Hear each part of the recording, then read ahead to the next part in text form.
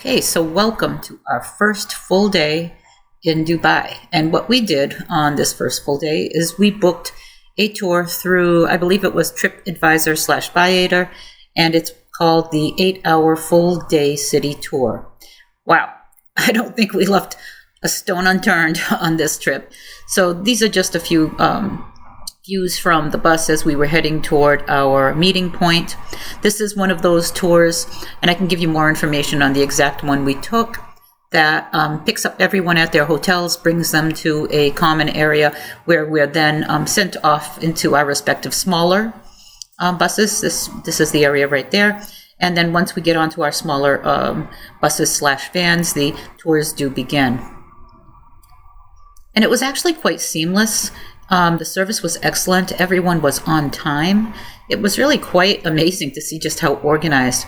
Now, from this video, you'll probably get a chance to see exactly how clean this city is.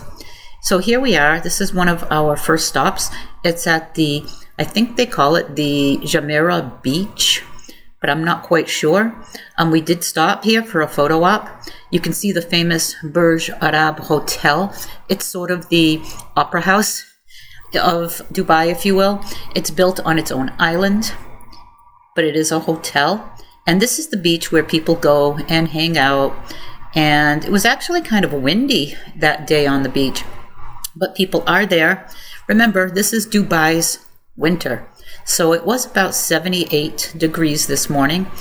Typically in winter, which is January, February through March, the temperatures range from 78 to 82.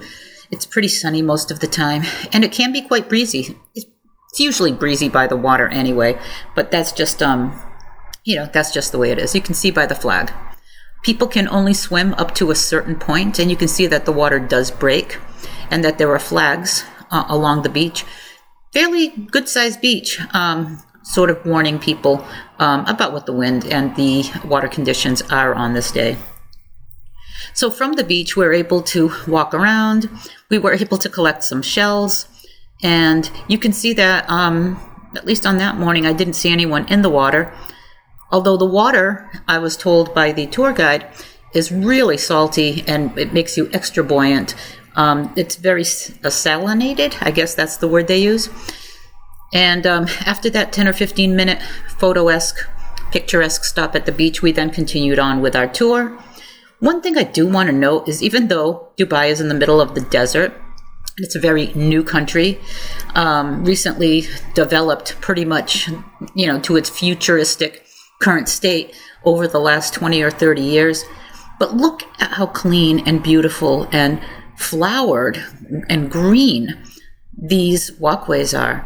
I was shocked to see the amount of flowers growing along the sidewalks and along the edges of the streets and the highways. The other thing that you'll note as we go on with this video is the fact that this city is continuing to evolve, continuing to build. There's a huge amount of construction going on, and you can see cranes everywhere. This city is going to continue to grow. The next stop was at a mosque. I can't recall the name of this mosque, so if any of you do remember, once you do see the mosque, what it's called, please comment down below so I can add it to the commentary and add it to the description. Lots and lots of mosques in Dubai. Our tour guide said there were over 1,100, and the reason for that is because the sheikh never wanted anyone to be living too far from a mosque that they can easily walk to for prayer. We do hear the call for prayer throughout the day and into the evening in pretty much every public setting, including the mall and the airports when we're in Dubai. So here we are crossing. It's crossing a river or a creek. I don't know which one it is. But I'm putting these pictures here and showing you how you can see the skyline of Dubai. Now, I did meet someone there who's been living in Dubai for 25 years. And when he moved from Jordan to Dubai, he said that there was one skyscraper that he could see as part of the skyline, just one. So all of that has pretty much popped up in just the last 25 years. And that would include the world's tallest building, which you can see right there, the tallest peak of the skyline, the Burj Khalifa. Continuing on our journey, you can continue to see that it's a very built up area. Lots of shops, lots of malls, lots of stores, storefronts, restaurants. Very touristy and yet quite attractive. Here's the mosque. I don't know the name of this mosque, but there is ample parking, as you can see here. It seems to be located in a retail and restaurant type of area, and the mosque is right across the street there. It's absolutely beautiful. I actually thought it was an old mosque, but they said it was built in the 70s, so you can see that they've really retained the traditional architecture. Here's just a scene off the street. There are those flowers that are all over the city, lining all the streets, lining all of the sidewalks. I did not see one piece of trash anywhere on the ground. Next, we went to the creek that was dredged to make it bigger for trade back way before Dubai became the futuristic city it is. We got onto water taxis. These water taxis will take us from one side of the creek to the other side of the creek. The reason we took the water taxis is because we were going to go to Old Dubai. So that's on the other side of the creek. And Old Dubai is where we went to the gold and spice souks. We particularly went to the old one to do some shopping. Here's a view of the creek and us on the water taxi. It's only about a 5-minute ride. And once you get to the other side, you basically just go underneath the street from the street. You can see the cars there. There's a pedestrian walkway that goes underneath the street, underneath the traffic. And you pop up on the other side of the street, and you're right in front of the gates that take you into the spice souk, which is the first one that we went to. Spice/gold, they're kind of adjacent to each other. At least that's what it looked like to me. So we walked through and we went to the spice section first. So here's just a little bit of what it looks like. It's definitely an old type market. Lots of vendors, lots of little street vendors, lots of people shopping. And as I said, this is called the spice souk, even though the minute you go for a little bit further, turn a few streets, alleys over, it turns into more of a gold. You can see lots of people shopping. There are also lots of places to buy spices. I would say take your time, don't stop at your first shop, and don't go in expecting to pay the prices that they quote you for what anything costs. You have to haggle, and these men are the masters of manipulation. I paid much more than I wanted to for what I wanted to buy, and I didn't want to buy as much as I ended up buying, but it was so hard to watch what they were doing when they were weighing and measuring the different spices. Remember, haggling's new for me. It's not something I do every day. And as Dwayne was saying, these guys do it hundreds of times a day. So I felt a little bit ripped off. And it was one of the shops that they actually took us to on the tour. So beware. Here's just a little bit more of the covered area, the covered pedestrian area of the souks. This is in the gold section. So leaving, bus picked us up outside of where we got dropped off by the water taxi. Again, more mosques. Apparently this is where some member, I think, of the royal family lives. If it's not, it must be something that has to do with the government and with the ruling government of the country. More beautiful flowers again. And I often wonder, how does grass grow in the middle of the desert? They must have some amazing irrigation system because it's quite green. In the distance, you can see what we call, or what is called, the Dubai frame. There'll be our visit to the Dubai frame in the next video. It's really amazing, and it's one of their newest landmarks. Just more of a flavor here of where people live, the offices, the architecture, the buildings, and of course, the mall. This mall is the biggest mall in the world, and you will definitely believe it when you see it. It's not just a building. It is building upon building upon building over streets. I couldn't even tell you how many city blocks it covers, how many streets, how many entrances. I know it has, from what I understand, over 200 restaurants, but I think it might have several thousand retail spaces. To go to the top of the Burj Khalifa, you actually enter through the mall. The Burj Khalifa is at the center of that entire complex. Here's us after waiting in line for about an hour, and you have to buy a ticket in advance, finally entering the space where we take the elevator. Really nice graphics so you can see and learn about how the Burj Khalifa was built over, I believe, a 7-year period to become the tallest building in the world. Apparently they kept saying, no, we can continue, we can make it higher. The at the top ticket takes you to 124 and 125 floors. This is the view from the 124th observation deck. It's circular, so you can walk around and take in views from different angles and different sides. It's certainly inspiring. You can go further up than the 125th. It does cost a bit more, but I believe you can go all the way up to 145 maybe. And in total, it's over 160 something floors. Now, the building itself is about a half mile high. And people can actually feel it. And people who were the architects built it to withstand the swaying. They say that we can't detect the swaying, at least our vestibular system can't, but the building does sway at the very, very top or toward the top.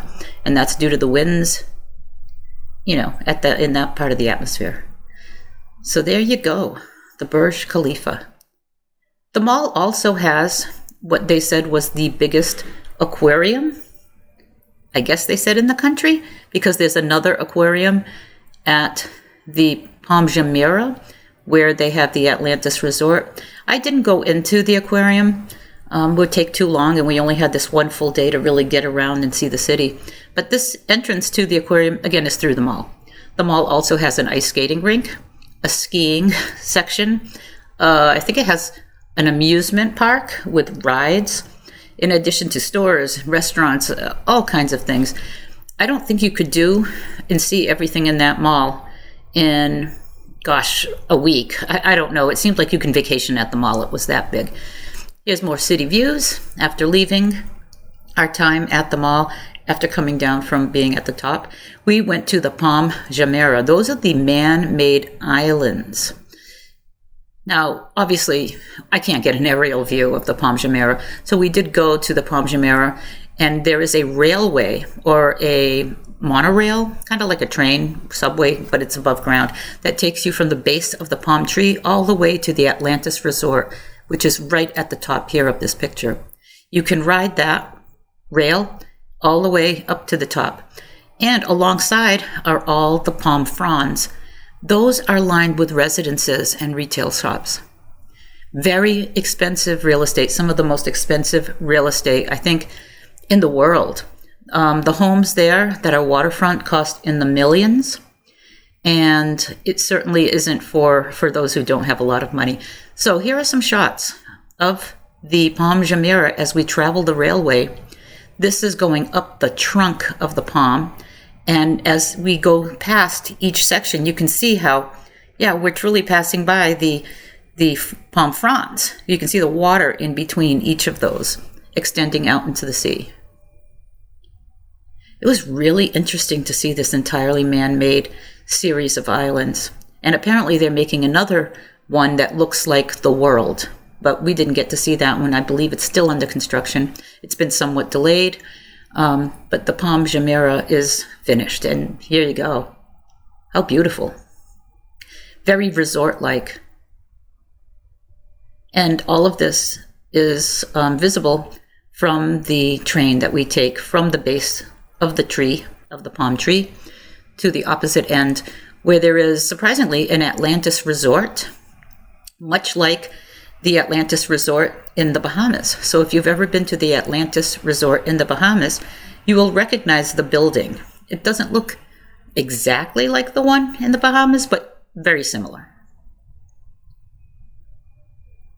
The train does stop along the way because obviously people might want to get off, do some shopping, go to some restaurants.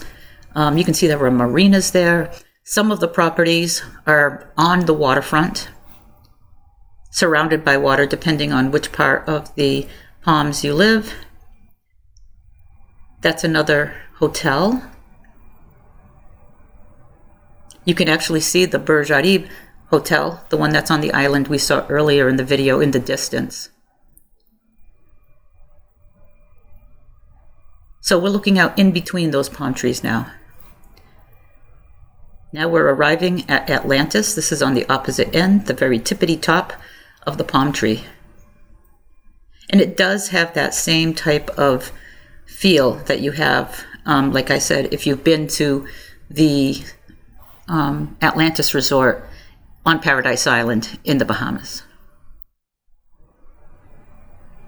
A lot of people stay here. This resort also has a mall that you'll be seeing, and it has the second largest aquarium in Dubai. It is, of course, waterfront. There's the Lost Chambers Aquarium. This is inside the mall that is attached to the Atlantis resort. The shopping mall is really something else. Again, another high-end shopping mall with lots of restaurants and things to do. Big food court, boutiques. There it is. See, still looks like the color of the one in the Bahamas, but it has that Arabian archway, and it's done more in the Arabian Arab style, but the coloring and the idea behind the resort, very similar. Across the street, the beach. Heading back to the city here, and we're heading toward the last stop. The last stop on a very long day, very long tour. And the last stop on this tour happened to be the marina. In the distance, notice that big, huge Ferris wheel, very much like the London Eye, very much like the High Roller in Las Vegas. You can see it there in the distance as you see the skyline. Now we're heading to the Marina District of Dubai. That was our last stop, going to the Marina District. Very picturesque. You can hang out here for an entire day if you wanted. It's lined with restaurants. It has beautiful yachts, beautiful boats that you can see. The architecture is stunning. It's so picturesque and modern looking. There are lots of photo ops, places to grab a drink, places to grab something to eat.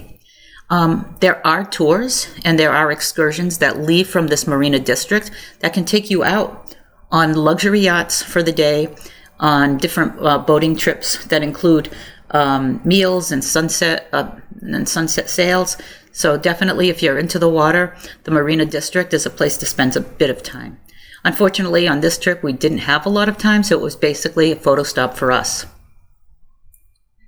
But you do get a taste for the luxury. And they use the word luxury a lot in Dubai, the luxury of Dubai, the money in Dubai, and how that luxury is apparent to all those. Lots of traffic. Oh my, it got dark before we got back to the hotel. Very full day. Dubai does have a lot of traffic Monday through Friday. And this again was us arriving back in our hotel after an amazing day in Dubai.